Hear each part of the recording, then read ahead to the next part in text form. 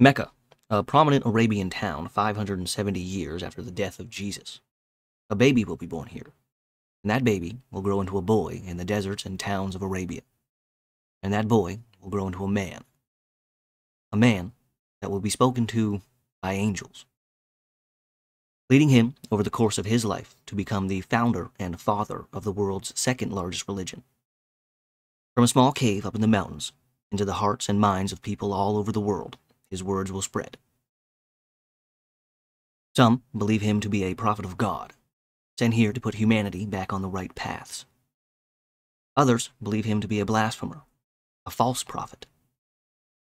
That man's name is Muhammad ibn Abdullah ibn Abd al-Muttalib ibn Hashim, and he was the man who founded the religion of Islam. Hello everyone, I'm just going to do a quick little disclaimer here, or whatever you want to call it. I myself am not a Muslim, so I hope I don't offend anybody or get anything, too wrong here. I just find history very interesting, and especially individuals in history who had major impacts not only on the times that they lived in, but so much so that we can still see or feel the impact of the lives they lived hundreds of years after, sometimes even thousands after they've passed. Very, very few people in history can be said to have had that level of influence, and the man that we will talk about today is one of them. Also, I'm going to focus on the historical facts of his life, and not so much the theological or mythical aspects. But before we get to the life of Muhammad, let's set the scene a little bit here. Arabia in the 600s AD was dotted with towns and villages all across the desert landscape, and there were also various nomadic tribes that would consistently travel from place to place, looking for water and caravans to raid, or to the different oases around the desert. And this is how life was there for a very, very long time. One of the more prominent towns in Arabia, Mecca, was an important trading center and a religious place that many of the different tribes all used and held respect for. The Kaaba, an ancient site of significance to many different groups, believed by some to be founded by Abraham himself, was actually housed in Mecca. This site was important to people long, long before the emergence of Islam, and for hundreds, possibly thousands of years before Muhammad's time, people had been making pilgrimages to this site to worship and sacrifice to their various deities and their idols, which, before the times of Muhammad, would have decorated the interior and exterior of the Kaaba. Inside the Kaaba, apparently, again, before these items were said to have been destroyed on Muhammad's orders, were various idols of different tribes and gods, and pictures of figures like Abraham and Jesus. Also, the black stone that is said to be from the times of Adam and Eve, which still sits in the Kaaba today, and apparently the ram's horns that came from the ram that Abraham sacrificed instead of his son way back when, if you are inclined to believe in those stories. The Kaaba there is just that black structure right in the center there that everyone but is congregating around. I believe that you can actually go inside of it as well. I'm not too sure, but yeah, that the black rectangular shape there, that's the actual Kaaba.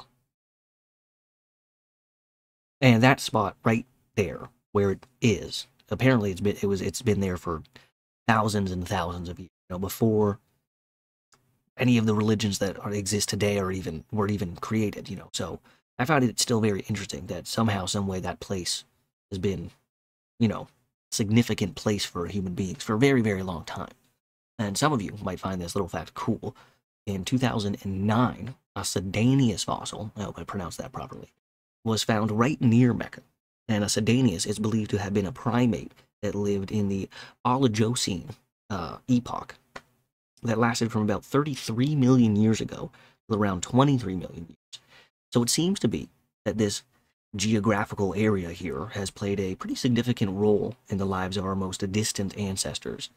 I mean, before we even were human, all the way up until this very day. Millions and millions of years of stories, which, sadly, will never be known. Anyways, back on track here. The Quraysh tribe, the tribe that Muhammad will be born into, were an old and very established tribe in the region. It's believed that the founder of the tribe was Hira ibn Malik, who is said to have defended the Kaaba against an attack from a Yemen king when he wanted to try and take the Kaaba back to Yemen.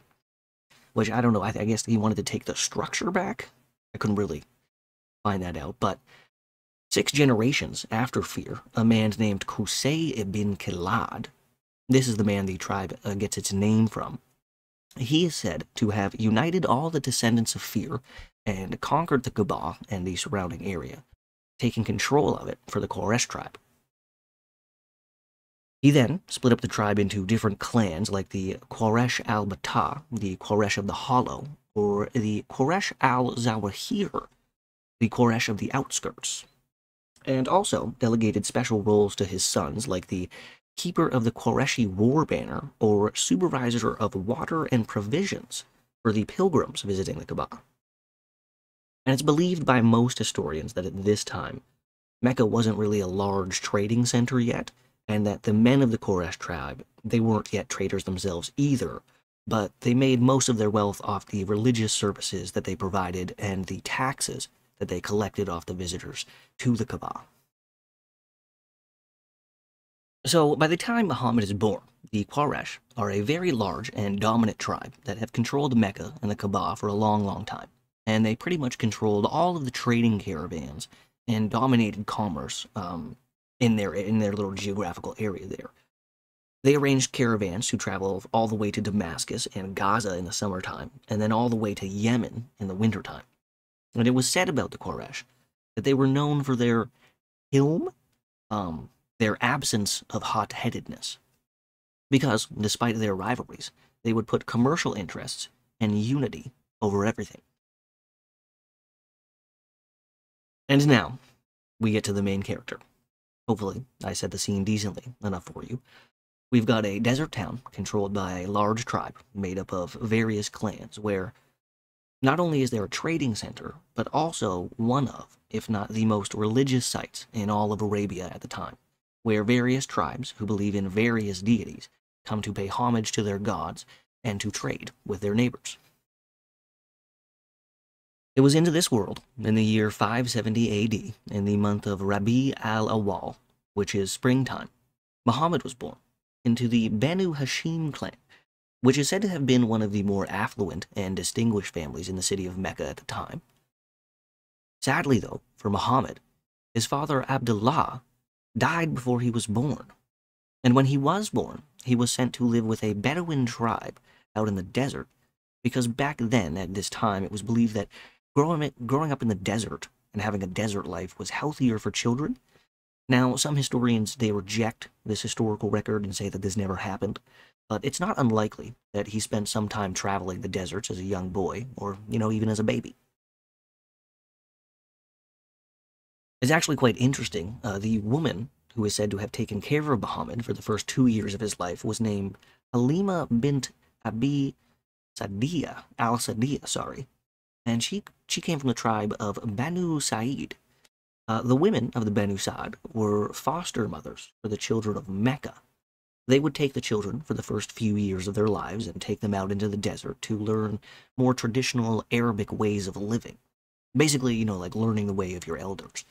And the women and families of Mecca would pay these foster mothers to take care of their kids. And the story goes that one day, the women of the Banu Sa'id all came to Mecca to gather up their foster kids.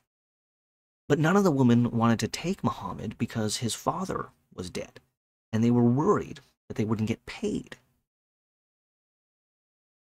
But Halima, feeling sad for the young orphan boy, took him in. Decades later, after Muhammad had become the leader of this new group of people calling themselves the Muslims, she actually went to Muhammad in Mecca and pledged her allegiance and faith to him as her prophet. At the age of 6, Muhammad lost his biological mother, whose name was Amina, and then he spent some time under the care of his grandfather, Abd al-Muttalib, and when he passed away, he was finally given over to his uncle on his father's side, Abu Talib. And for his teenage years, and while growing into a young man, he spent his time as a traveling merchant, traveling with caravans to various places around Arabia, which garnered him the attention of a woman named Khadija. Now, Khadija was an older, very wealthy merchant on her own accord.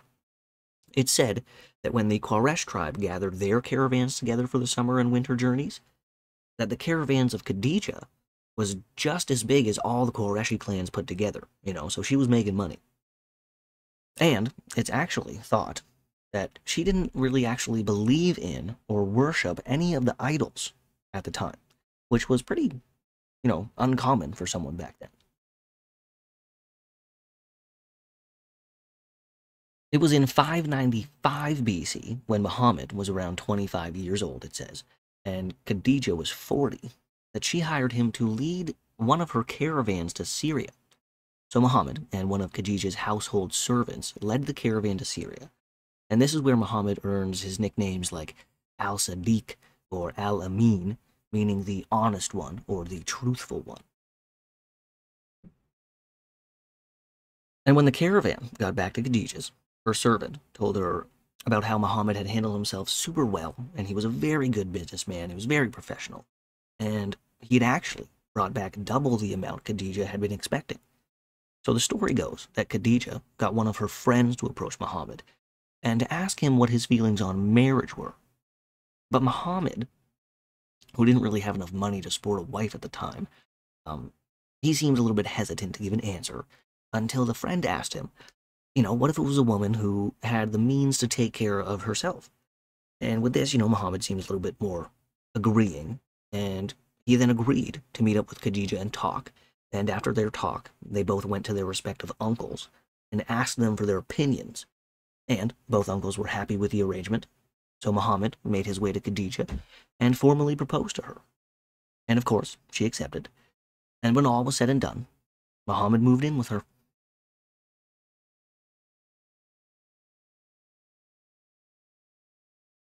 Now we move into the year 605. This is 10 years after the marriage of Khadija, and sadly, after the couple have had a baby boy die in childhood on them, Hashim bin Muhammad.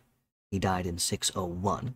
It's said that he passed before he could complete his milking age, and his brother, Abdullah ibn Muhammad, is born after this, but sadly again, he will pass in the year 611, though Muhammad's 4 daughters will survive childhood.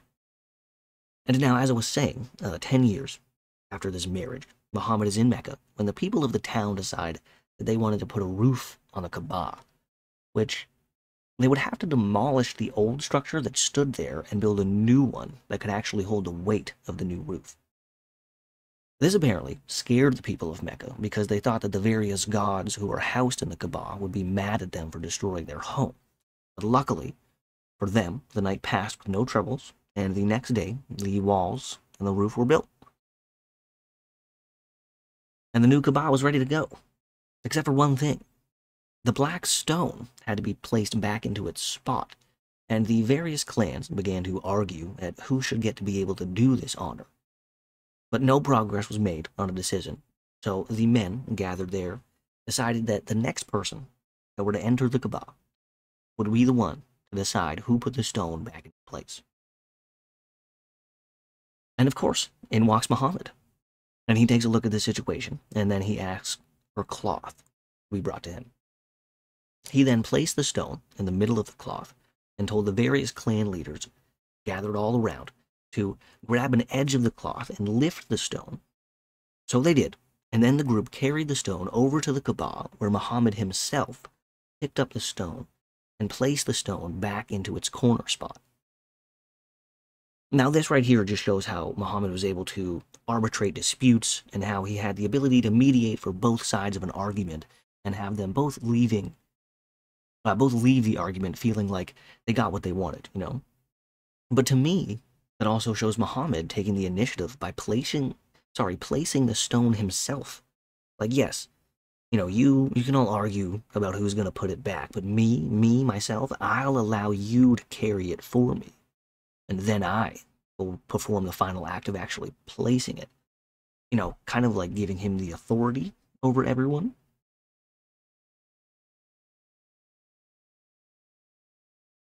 Now, sometime after Muhammad placed the stone in the Kaaba, that he began to go up into the mountains, specifically the mountain Jabal al-Nur, and he would spend hours and hours there, alone in isolation, inside the Hira cave, and he did this for several weeks a year.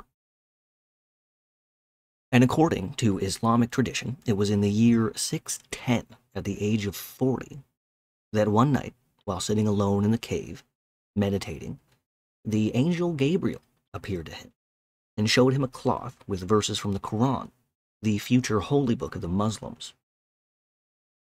But Muhammad couldn't read, so Gabriel choked his ass and told him to read it again. But Muhammad just said again, "I can't read." And again, the angel is said to have just choked him again, just nearly to death. And apparently, this happened 3 times before Gabriel was like, "Okay, fine. I'll read them out loud, but you gotta remember them, okay? Or I will choke you out for real." Like, damn, dude, fucking, why wouldn't you just fucking choose somebody else who could read, or just like say it aloud from the beginning? There's no need to go scaring the guy and choking him out for not being able to read. Fucking kind of mean. Now, Muhammad, he didn't tell people right away about his visits from the angel, but he did discuss it with his wife Khadija and some closer family members. It was actually Khadija that was his first follower and believed that yes, he was the messenger of a god, along with Abu Bakr and Zayd ibn al-Kabir. These people were the first followers of Muhammad, and therefore the first Muslims.